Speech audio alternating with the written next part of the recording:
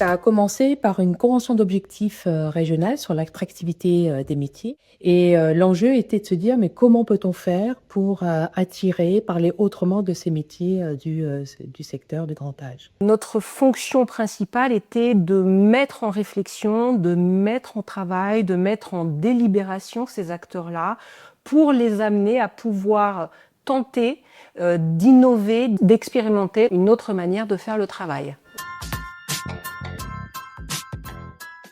Nous rencontrons sur nos établissements, sur ce territoire rural et isolé, des difficultés pour fidéliser et on avait besoin aujourd'hui de se mettre tous autour de la table pour réfléchir à plusieurs sur comment travailler différemment pour donner envie aux professionnels de rester dans nos établissements. Nous avons choisi de centrer notre expérimentation sur les salariés en travaillant par des techniques d'animation proposées par Energia autour de la création d'un persona.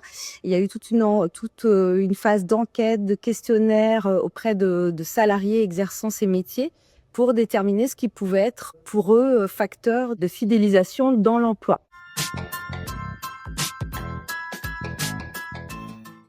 Alors ce rôle de chef de projet, je l'ai pris très à cœur puisque j'avais pour objectif de constituer sur le territoire, Loches-sur-Touraine, une équipe de professionnels de parcours diversifiés du secteur médico-social. J'ai fait le choix en tant que chef de projet d'associer un représentant des usagers au sein de notre groupe de projet et ne pas oublier que même si le cœur de notre sujet, c'est la fidélisation du personnel, notre objectif commun reste la personne âgée.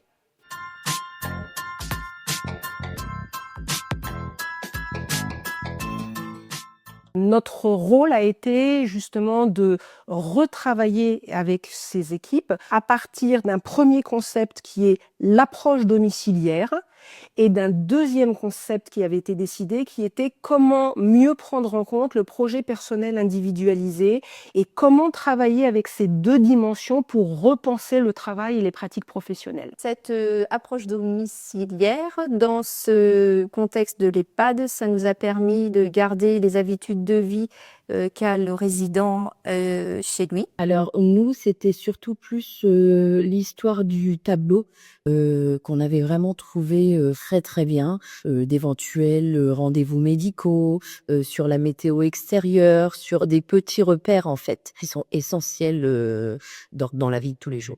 J'ai mené les actions au niveau notamment du cahier de vie que j'ai customisé, on va dire, avec certains résidents, leurs choix, je les ai mis en place. J'ai aussi, mine de rien, vis-à-vis de cette expérimentation, j'ai aussi, moi, pris beaucoup plus de temps pour discuter en fait avec les résidents.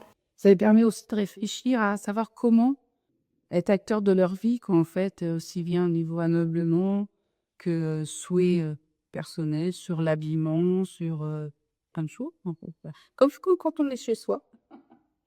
Pour le cas de Madame Bourreau, c'est une personne qui était habituée donc, à faire beaucoup de choses chez elle avant son arrivée en institution, et ce qui fait qu'elle a toujours gardé en elle cette envie. Le balai dans sa chambre, elle a tout à fait bien accepté, les linchettes pour nettoyer son adaptable après les repas, après le petit déjeuner, voilà des choses qu'elle puisse faire sans danger pour elle.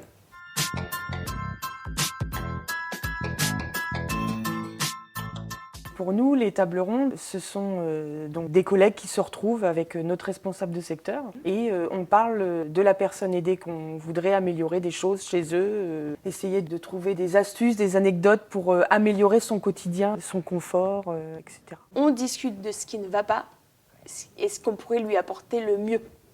Alors, il est certain que l'accompagnement du bénéficiaire ne pourra être que plus qualitatif suite aux tables rondes qu'on va avoir, puisque c'est dans l'objectif justement qui retrouve une vie, enfin, et surtout du plaisir à vivre.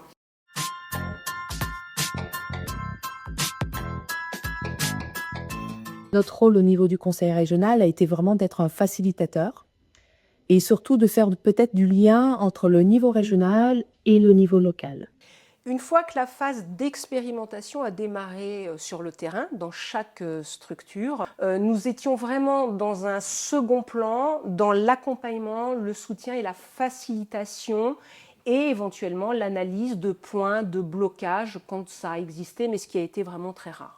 Je pense que le directeur a un vrai rôle d'impulsion, mais aussi un vrai rôle d'accompagnement auprès de ses collègues et aussi auprès de ses équipes. Alors moi, j'ai un rôle de personne qui challenge, qui épaule, qui est à l'écoute, qui est proche de mes équipes, de mes résidents, pour connaître un petit peu toutes leurs demandes et répondre au mieux à leur bien-être, à tous.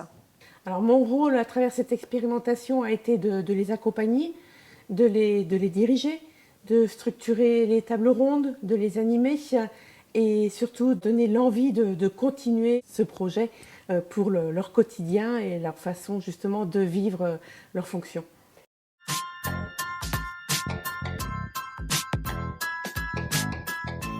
Ce projet d'expérimentation sur le territoire avec tous les partenaires a vraiment permis de retrouver un projet commun et partagé. Voilà, qui nous a tous permis en fait de se serrer les coudes, j'ai envie de dire, sur une problématique commune